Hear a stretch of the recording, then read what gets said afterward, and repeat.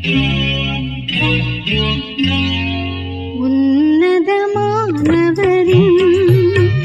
உயர் மறைவில் இருக்கிறவன் சர்வ வல்லவரின் நிழலில் தங்குவான். இது பரமசிலாக்கியமே. சர்வ வல்லவரின் நிழலில் தங்குவான். இது பரமசிலாக்கியமே. அவர் சேர்க்கையின் கீழ்